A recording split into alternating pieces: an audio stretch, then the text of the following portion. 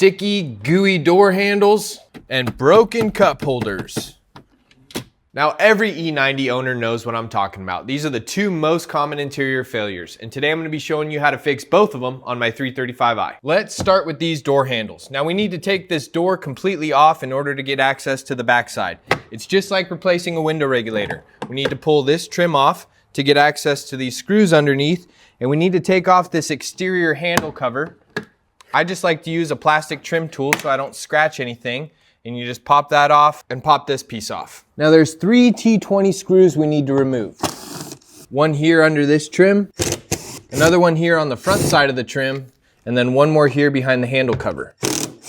Also, now's a good time to lever out this window switch. You can stick your finger through this hole and push upwards a little bit, and then sneak a pry tool down in there, unplug it, and get these plastic tabs to release out from the door. Now next, we need to release all the clips going around the perimeter of the door. I like to push the lock switch down so I can get it out a little bit easier, and then just take my pry tool, slip it here between the door card and the door frame, and start releasing those clips. Once you get a little bit of a gap, you can sneak your hands down in there and just start releasing the clips all the way around.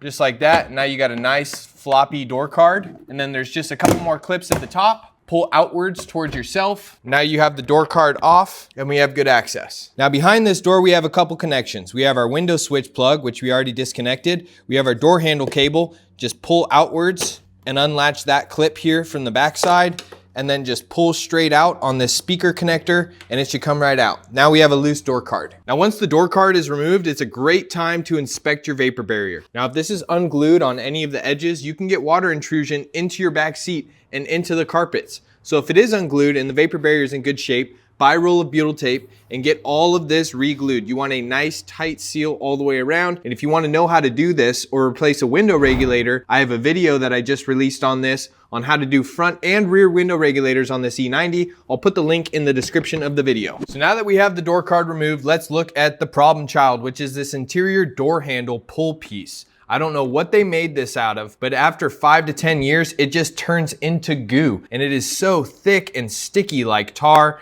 You don't want passengers in your back seat trying to close the door and getting this junk all over their hands. You literally need like a brake cleaner or a solvent to get it off. So let's look at what we need to do in order to get this interior piece replaced. Now this interior door handle is mounted to the door card with these little meltable rivets. One here for the top, and one here for the bottom. You can melt these off, you can cut them off, whatever you need to do to get these rivets separated from the door card so you can release that handle from the front. Now on the bench here are all the parts required for today's video. We have the interior door handle pulls, the exterior covers, and left and right cup holder. And you'll notice by this sticker, everything is genuine BMW. And I got all of these parts from today's sponsor, FCPR. Now I currently own 3 BMWs and I buy a lot of parts, and I've been religiously buying all my parts from FCPR for probably about the last 2 years, and this is why. They carry genuine BMW options for practically everything at an amazing price point. On top of that, their warranty is second to none. You will not find a better warranty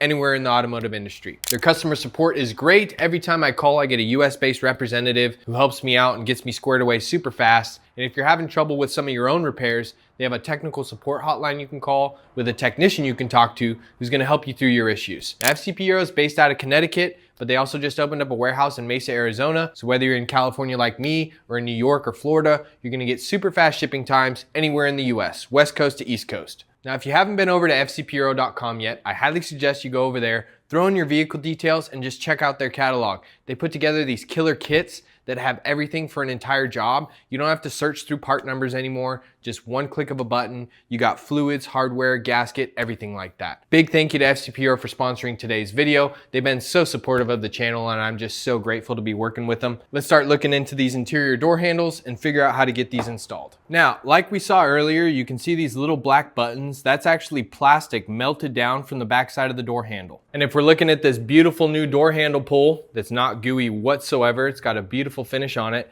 You can see these plastic pieces. It's not melted down yet, so we need to remove the old ones, get this new one fitted in, and then melt these down and get it secured tight onto the door card. Now I'm thinking the best option to get these little plastic rivets out is to drill it out with a step bit. This one's pretty narrow, but let's just give it a try and see how it works. I don't want to go too deep because I don't want to blow out the hole inside the door card. I want to see if I can get just enough to separate that outside bit from the inside core. Looks like it's working pretty good. See if we can finish this out with just like a putty knife or a pocket screwdriver. There we go. Just breaking that outside ring off and separate it.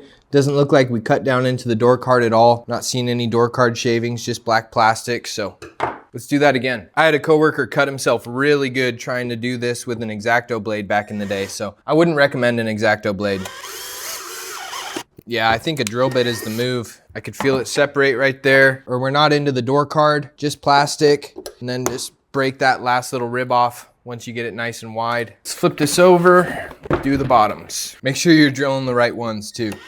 I think we got those rivets loose enough. See if she wants to come out. Top's loose, bottom and top. Boom, baby. That works so good. No damage to the door card. We're looking really good. Check out this old door handle pull. It is just straight goo. It happens on all E90s. I don't know why. I don't know what they made it out of, but these things just fall apart and melt from sun exposure and heat. They just turn to straight up goo. It's crazy. This new one, material's so nice. It is so silky smooth and looks so good. Let's see about getting this new one fitted in. So it just fits into our slots. We'll get her fully seated. And now we got to figure out how to get these little tips melted down. Now I'm thinking about using my butane soldering pen and just firing this thing up, putting on a tip for it and melting it down that way. But I'm also thinking about using a torch and a flathead screwdriver. I think let's do the torch and a flathead screwdriver because these are probably tools that you guys have at your home garage. So what I'm thinking, I don't really have repair instructions for this either. I'm just kind of winging it. So let's fire up this torch. And I'm just gonna get this screwdriver tip really hot. Doesn't need to be like glowing red, but I wanna get it pretty warm. Okay, and then I'm just gonna hold it from underneath and press this screwdriver down. That actually worked really good. I'm quite happy with that. Let's do the other one. Just nice steady pressure, letting it fold over and mushroom on itself till we get it nice and flat. I think that is actually really good. Okay, time for the top. Nice. Time for number 2. Boom. Let's let that cool down for a second. But other than that, feels super secure, really solid. I think that's the way to go, guys. A step drill and a flathead screwdriver and a torch. That feels super solid. No special tools required. You're not gonna cut yourself trying to cut those things out with an X-Acto blade. It's really hard to get nippers in there. This thing feels really good. And we're gonna have an extra screw up here to secure it to the door frame, make it extra sturdy. There's your finished product. 2 melted buttons up top, 2 melted buttons down below. Now before you put the door card back on, make sure all of these clips are there and not broken. If they are broken or missing, I'll put a link for these new clips in the description of the video. Plug in our speaker, route our window switch plug back up to where it needs to go. Plug in our door cable with the handle closed. I like to hold the handle shut from the front side because it'll get stuck in the open position if you install that cable with it open. And then we need to take our door lock actuator rod, fit it back in through our little slot, and then the door card goes back on, get it lined up with the belt line up here nice, pop it back into place, get these top clips secured first. There we go. Nice, feels really good. I lost my window switch, gotta get that back. And then once I get here, I like to just wiggle the door around until these clips start finding their homes. There we go. And then I start here, send all those clips home, and then rub your fingers around and feel for any gaps around the door card. You just wanna make sure you got all those clips locked in and secured. Now we can plug our window switch back in, get that fitted down, reinstall our 3 screws, our 3 T20s, one up here, one in the front, and one in the back. Now I also got new handle covers. I just wanted them to look nice. These ones have a little goop that got onto them. So now that we have that top screw in, it's time to put this new cover on. There's no real trick to this. Just get it nice and lined up. Pop the clips down. Oh, that feels brand new. Yes, that looks great. Last thing, there's this little trim piece and it's got these little clips that fit into the door. Sometimes they come out with the trim. Now I usually stock a bag of these door clips on hand. I usually have these ones too, but looks like I ran out. So 2 out of 3 will have to work. But if these things are super mangled and broken and not grabbing anymore, that trim's not gonna stay on very well. So I'll put a link for these little white square clips in the description for you as well. And then the last piece is our trim. It has this plastic notch on here and that locks into the front. So you wanna do this inside part first. Get that seated and then just work your way from the inside to the out. Push it down and really push those studs into those clips. Boom. And we're done. We got a nice new bitchin' door handle. No more gooey texture. It looks beautiful. It matches. It's genuine. It feels silky smooth. And grandma's not gonna have all this black stuff on her hand when I put her in the back seat and she tries to close this door. Last time I had my grandma over, she complained about it. And I was like, man, we gotta get this fixed. I never sit in the back seat. I totally didn't know that that was an issue back there. Look at that finish. Silky smooth. No more goop. And that black exterior trim just matches perfectly. It's got that really nice factory texture on there. It just feels so clean to the touch. Oh, who's a good girl? Who's a good girl? Who's a good girl? Yeah. Yeah, you're a good shop dog. You're a good shop dog. Can you give me a flop? Oh yeah, there we go. There we go. Look at this driver's side. That looks terrible. It is just so goopy. All right, trim, door handle, 3 screws. Window switch. You don't have to take this window switch out, but I usually do. Release the door. Drill out our plastic rivets. That's where my other clip went. It was in the old door handle. So sticky and gnarly. Okay, let's fit our new handle in. Flip her over, fire up the torch, and heat her up. It's not fully seated yet. Need a little more torch. I can feel a little play. Handle feels solid. Time to put the door back on. Door cable, holding the door handle closed. Let's do speaker wire and window switch. Hold on, I got a broken clip I need to replace. Get this clip popped out. Put this new one in. Window switch wire, door lock rod.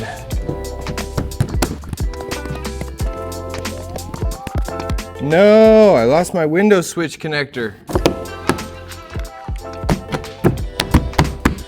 Okay, hardware goes back in. New door pull cover. Boom, and trim goes back on. Check the seam. Boom, baby. Look at that result. Looks so much better. Looks so good. Really glad I ordered the exterior covers too. That is just such an improvement. Door handles are D-U-N.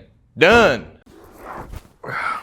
Now I need to remind myself how to do these cup holders, but I think it's pretty straightforward. I'm pretty sure this trim piece just comes out like this, and then we get access to some hardware, get them popped out. Let's work on just getting a pry tool in here, releasing the clips. There's one of them. Then just sneak it down in there and just work it in. There we go. There's one. There's the second. Boom.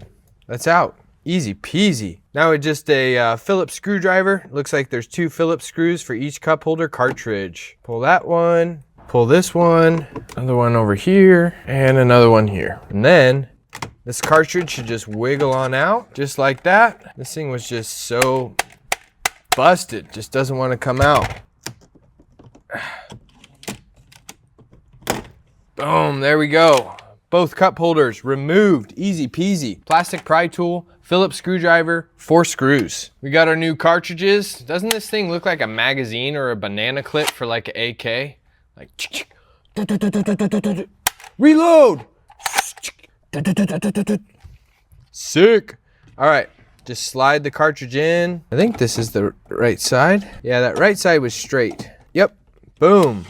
Throw our Phillips back in, and for little stuff like this on the interior, especially when you're working with plastic, I always recommend using a hand tool, like a regular screwdriver, not throw a Phillips bit on your impact drill, because you'll probably just throw way too much torque on it and you can break plastic. You don't want to break brand new cup holder assemblies. Break off these little tabs on the side. You want to keep them complete. Snug that up.